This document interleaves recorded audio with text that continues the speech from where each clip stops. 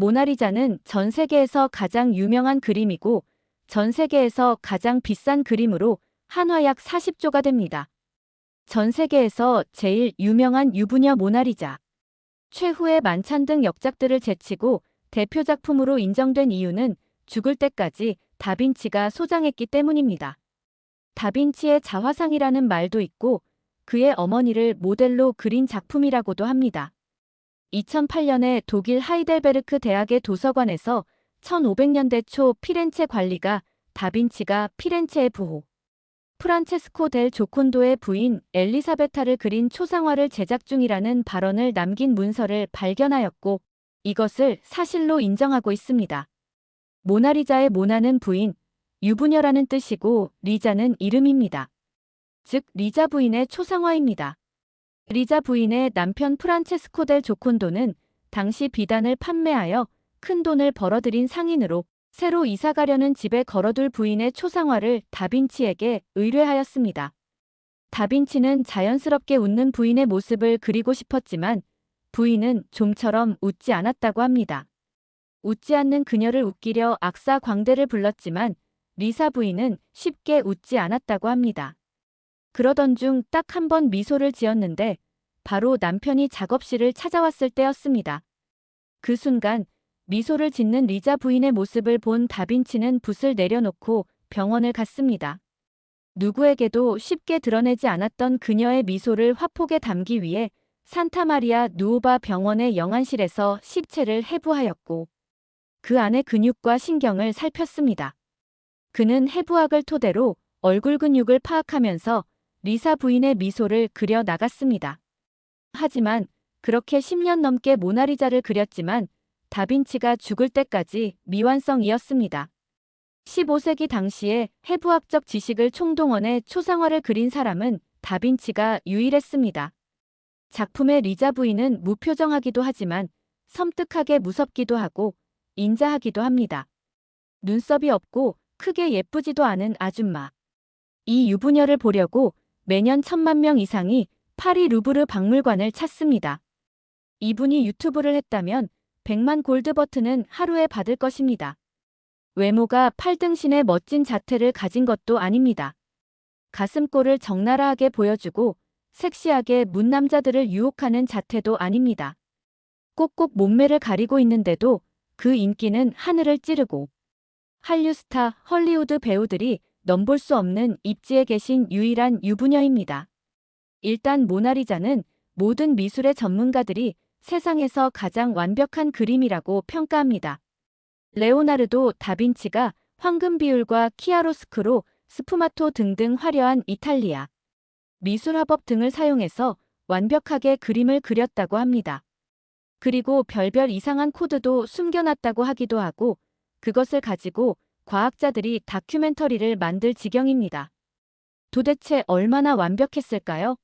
우선 레오나르도 다빈치 하면 황금율입니다. 황금 비율은 1:1.6입니다. 그러나 모나리자 작품의 크기를 보면 77cm에 53cm입니다. 1:1.45라면 일단 작품의 크기부터 황금 비율에 맞지가 않습니다. 또한 배경에도 어리숙한 부분이 있습니다. 그 중에 하나가 바로 기둥입니다. 아직 다빈치의 작품이라고 논란에 있는 아이러스와 프라도 모나리자에는 기둥이 다 보이지만 루브르 박물관의 모나리자에는 기둥이 거의 안 보입니다. 아니, 기둥이 제일 엉성하기도 하고 엉터리로 그려져 있습니다. 아이러스 모나리자의 기둥은 선이 선명하고 명암도 잘 표현되어 있으며 그림자도 정확하게 그렸습니다. 프라도 미술관 모나리자 역시 선명하고 명암도 잘 표현되어 있습니다. 유일하게 루브르 박물관 모나리자의 기둥은 매우 흐리고 어둡고 선명하지도 않고 명암도 정확하지 않으며 그림자도 확실하지 않고 대부분 잘려나가서 베이스 부분만 아주 조금만 보입니다. 오른쪽은 안개나 담배 연기에 덮인 기둥이 스푸마토 기법같이 보이기도 합니다. 루브르 박물관 모나리자의 왼쪽 기둥 베이스 부분을 보면 모나리자를 바라보는 옆면이 정면보다 어두운데 그림자는 정면으로 살짝 그려져 있습니다. 방향도 모나리자의 뒤통수에서 빛을 받아 생긴 그림자 방향으로 이상한 그림자입니다. 레오나르도 다빈치는 학창시절 안드레아 델베로키오 선생님 아래서 그림을 배울 때 작업실에서 천을 걸어놓고 촛불만 이리저리 옮겨가며 그림자와 명암을 그리며 빛과 명암을 연구했습니다. 그런데 저런 실수가 날 수 있을까? 하는 궁금함이 앞섭니다. 하여튼 확실한 건 모든 것의 완벽을 추구했던 레오나르도 다빈치도 모나리자 배경은 대충 그렸다는 것으로 보입니다. 하지만 이리사 아줌마의 미소는 세계를 제패했습니다. 수많은 사람들이 이 모나리자를 탐냈습니다. 1911년 8월 21일 모나리자는 빈첸초 페루자라는 이탈리아 사람에 의해 루브르 박물관에서 도난당했다가 2년 뒤 피렌체에서 회수되었습니다.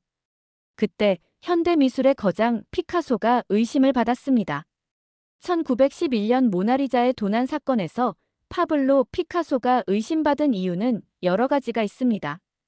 가장 큰 이유는 그 당시 피카소가 사회적으로나 예술적으로 주목받는 인물이라는 점과 예술계에서 그가 갖고 있는 명성과 그에 대한 극단적인 반응이었습니다. 먼저 모나리자는 르네상스의 거장 레오나르도 다빈치의 작품으로 그 자체로도 엄청난 가치를 지니고 있었지만 도난 사건 이후로는 더욱 큰 이목을 집중시켰습니다. 도난 사건이 발생했을 때 피카소와 같은 유명 인사가 자연스럽게 범죄와 연관되어 의심받을 수밖에 없는 환경이었습니다. 피카소는 대중미술계에서 매우 저명한 예술가였으며 그의 작품 중 일부는 이미 모나리자의 도난과 유사한 장면을 다룬 것처럼 해석될 여지가 있었습니다.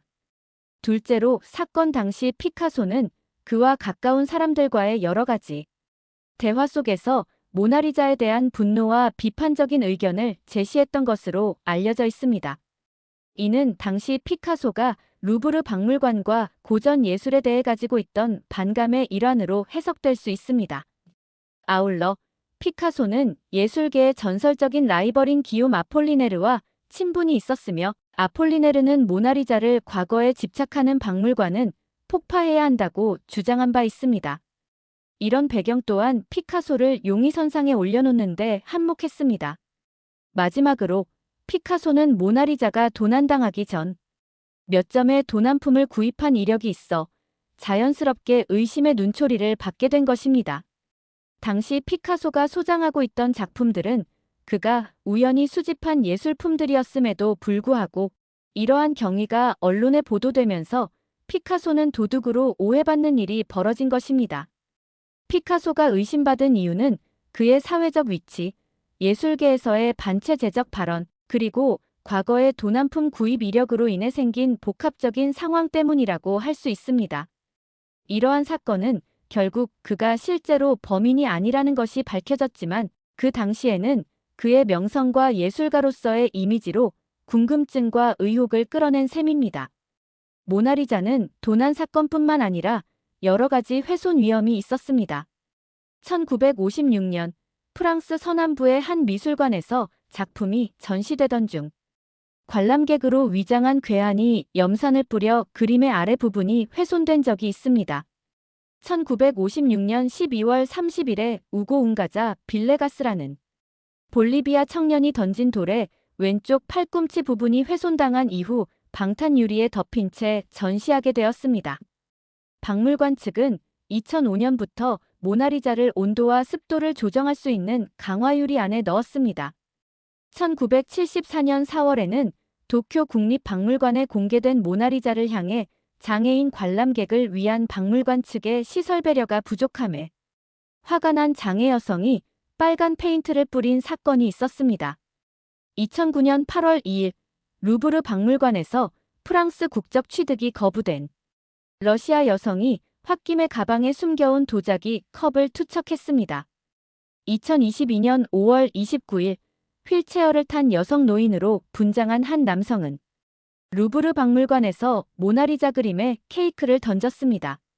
목격자에 따르면 가발을 쓴 남자가 갑자기 휠체어에서 뛰어나와 그림에 케이크를 묻히고 장미꽃을 바닥에 던졌다고 한다. 파리 검찰청은 이 남성을 정신병원으로 옮겼으며 문화재 훼손을 시도한 혐의로 수사를 했습니다. 2024년 1월 프랑스 농업 정책 전환을 요구하는 시위대가 수풀을 끼얹었습니다. 아마도 모나리자의 미소는 사람을 미치거나 돌아버리게 만드는 것이 아닐까요?